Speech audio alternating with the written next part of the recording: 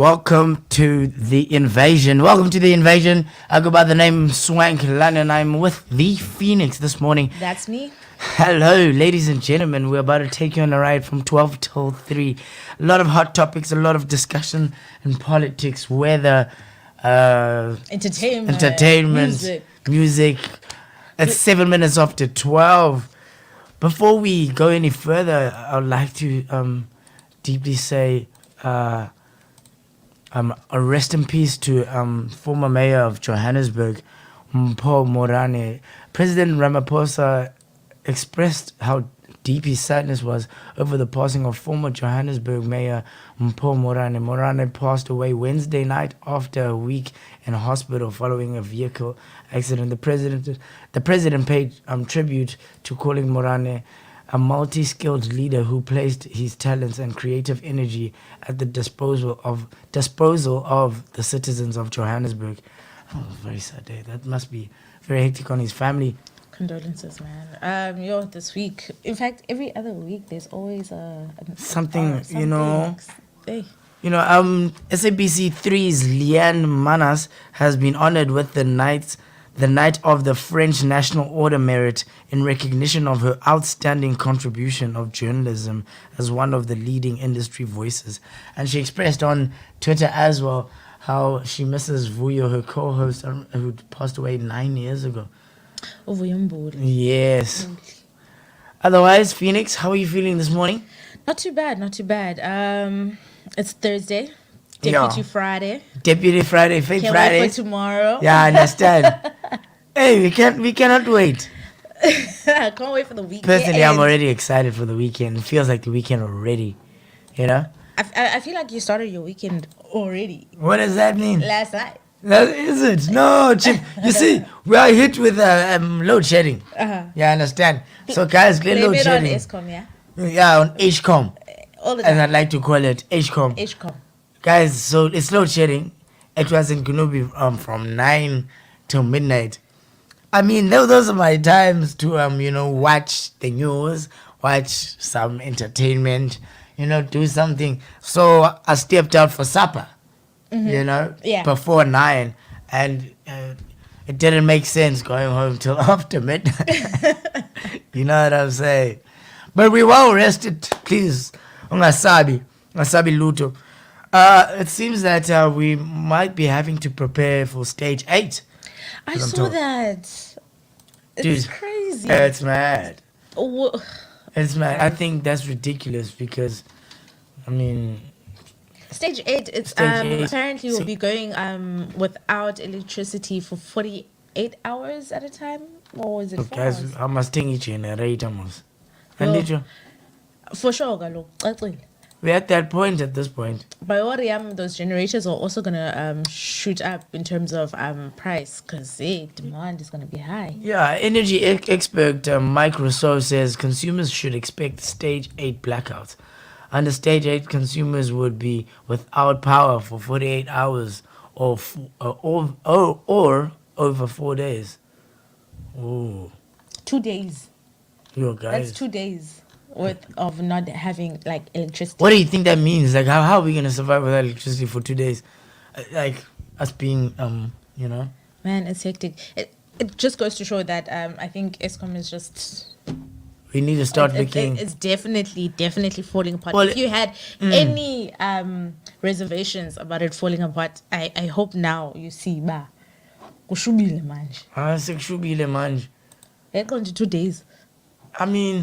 I know they're trying to find alternative power now. Yes. Which I feel like they should have done a long time ago. I know that with that going on, obviously it's going to open up tenders and bids for independent. Cape Town's already trying to implement. Independent power producers. So if you're an independent power producer, stand up. This is your time. This is your time. But that's a state owned, It's a state owned. We're supposed to be trying to fix it and do so we can do is that how you'd say SAA should be sorted? Because state owned, we should try and fix it. I guess politics stops us from that. It's a black hole of money. Are you saying we cannot move any Wastage. further? We are done. I think we're done now. Particularly with using coal as a source of a primary source rather of electricity. It's Wow. not even like Wow. environmentally friendly.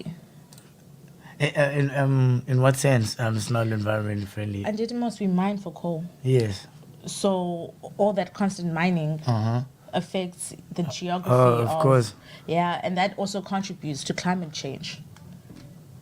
Because you Okay. have to cut trees, you have to make space, you have to mine, and if you've been to a mine before, you've seen how dry that place Yes. is.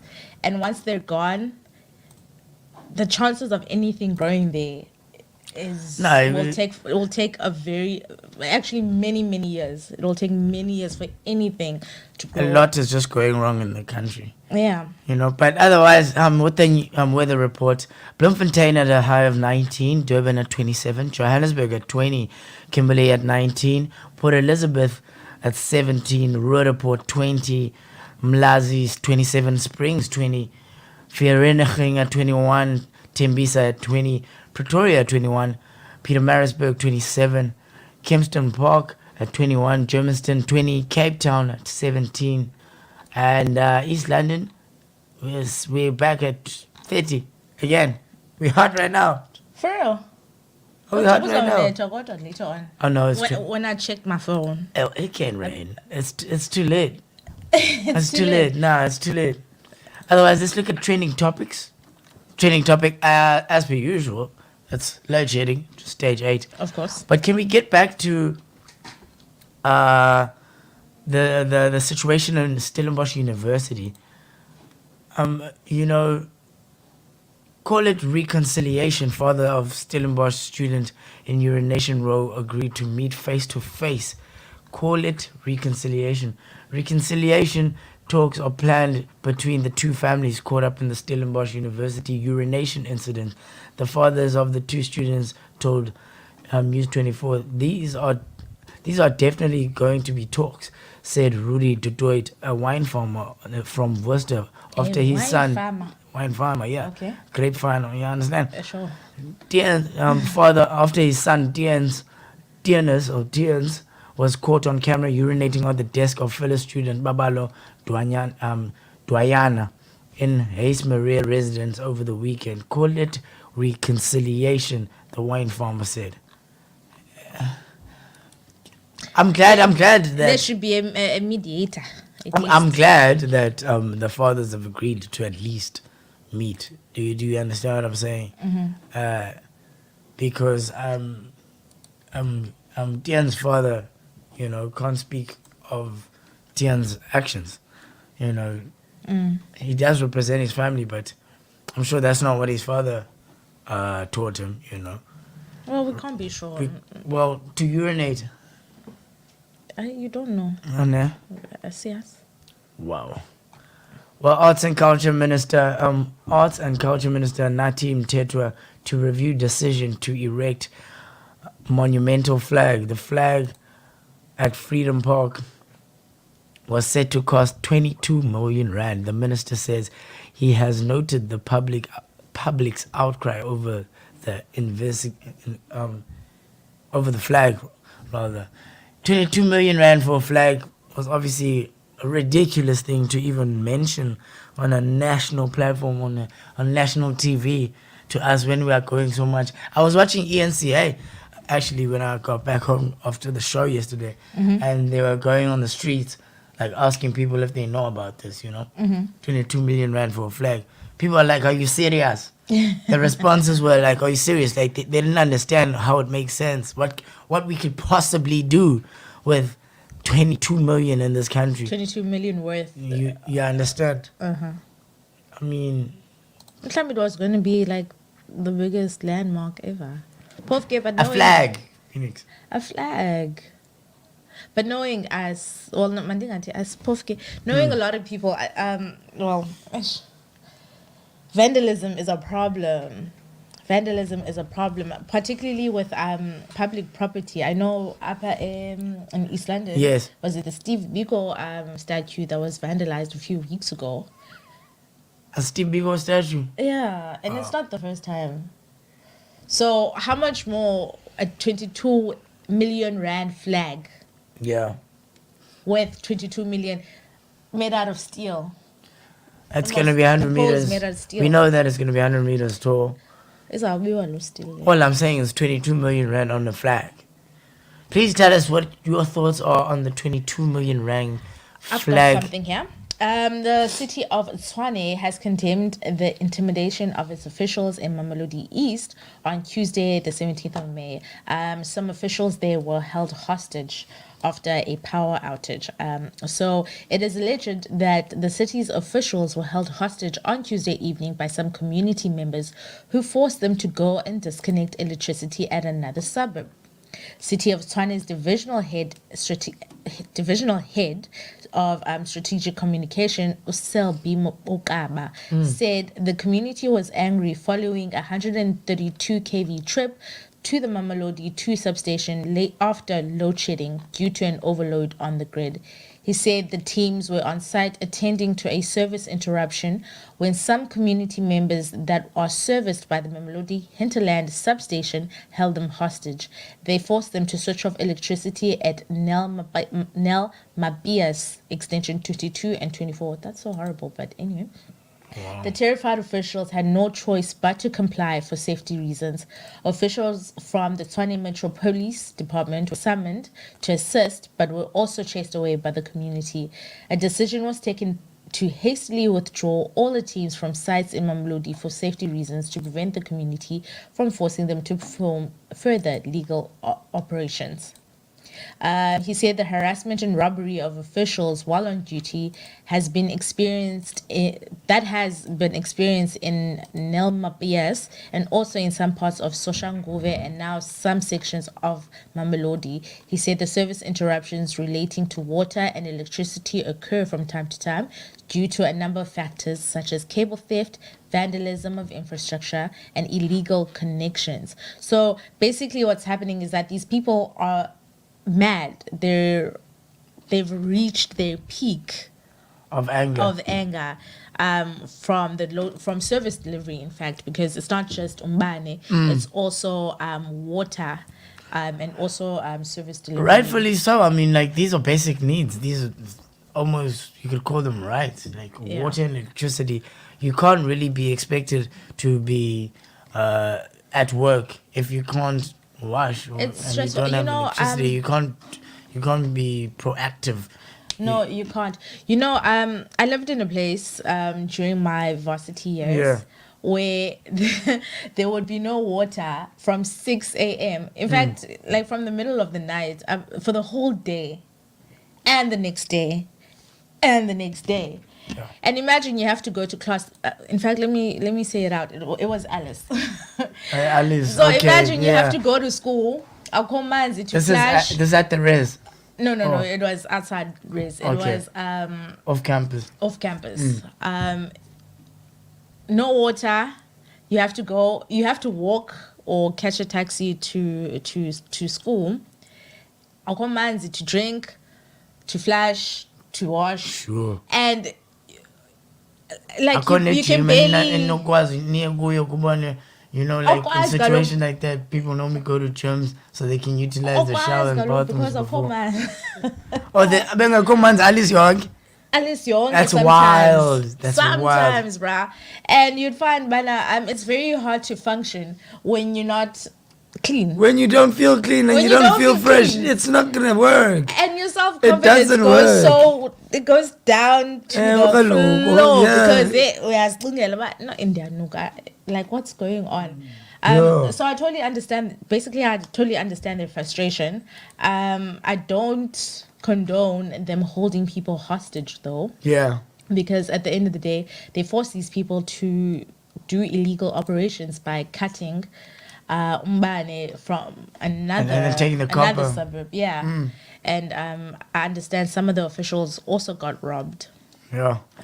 Well, in other Sad. stories, Eastern Cape flood victims plead for support as access to food services remain difficult. The recent flooding that hit parts of Eastern Cape wreaked havoc with road infrastructure. A number of roads and bridges in the Alfred Nzo district of the province have collapsed, and even newly built bridges were washed away. More than 400 families are homeless, and in some areas, people cannot access nearby towns. Teaching and learning is also being affected.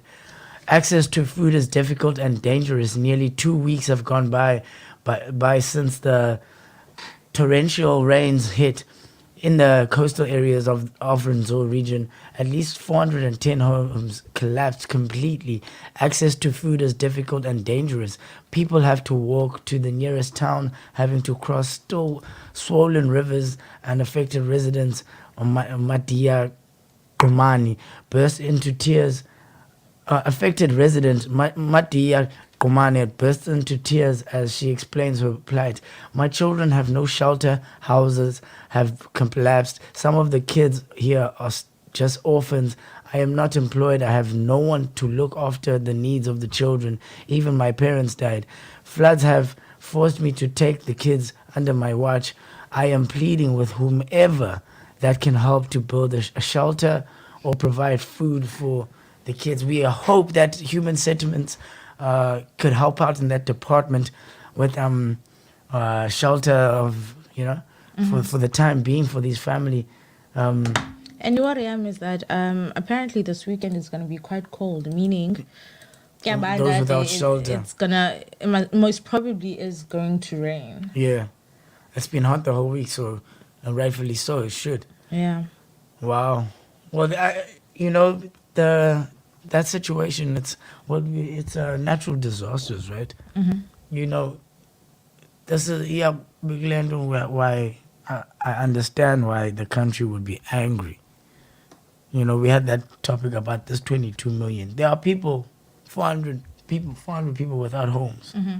as we've just read, and there are people in this country who are leaders who would rather build a flag for 22 million rand. Do you understand the predicament? I understand that it's that department's money, but taxpayers' money, ekugqibeleni. That's a taxpayer. Those 400 people are all taxpayers. Every single one of them. Yeah, I understand. Don't disagree with you. So to misuse state funds in such a manner for a flag which is not prioritizing, like Brighton mentioned, it would be better if the minister prioritized, instead of just acting But on which his own minister? accord. The Minister of Arts and Culture. I think just in general, I would also like to have our president have an opinion. He hasn't spoken on the matter because the country is in uproar against that. Mm-hmm. Do you understand? Mm-hmm. So why would this be a discussion? Do you get me? Only wrong? I would like to debate with you on another day. No. I've got something else here. WUSU degree not recognized by health body for 10 years. What does that even mean? So health body, wait, Oh, let me get into it. in South Africa. Walter Sisulu University has been offering a program described as useless by past graduates and slated by health academics for its lack of utility without the required professional recognition for 10 years. The university's Bachelor of Science in Health Promotion is not registered by the Health Professions Council of South Africa, which is HPCSA. And a senior university employee who asked not to be named confirmed that thousands of students were affected. Former students have demanded that the university close the program if it cannot be registered, saying it was useless because they struggled to find employment with an unrecognized degree. A former senior WUSU academic echoed their sentiments. Professor Marina Xaba Mokoena, who established the then University of Transkei, which is UNITRA, medical faculty for 10 years until 94, said the program was irrelevant. I don't know who came up with the idea of this program, because after graduation, you are neither a nurse nor a doctor. I was against it when I heard about it, and it was never established Wow. during my tenure. This program existed long ago in the 1950s. So what is the point of it? If you're not, Possible employment opportunities for BSc in health promotion graduates include roles such as community liaison officers, overseeing social mobilization, awareness, and education campaigns to promote vaccinations, and training of staff or officials on health-related issues. Several students said they had enrolled because other programs such as nursing and medicine were full, and viewed the course as a possible bridge to those programs. So students are paying about 120,000 in fees for the 3-year program, yeah. but it's irrelevant. So Gucci Mali, basically, you see, for me, what I just heard is that there's an entire course in a university that you pay for, even if you get funding, it's paid for. It has to be paid It has for. to be paid that doesn't benefit you in any way in South Africa, and it's going to be like that for the next 10 years.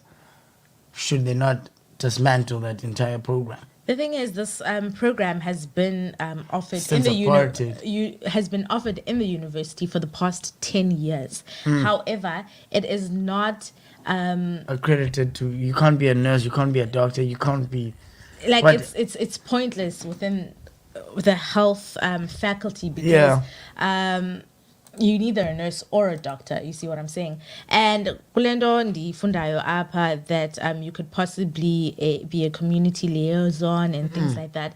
I think that those jobs, I'm not sure, correct me if I'm wrong, I think most of those jobs are normally taken over by communication students. Yeah.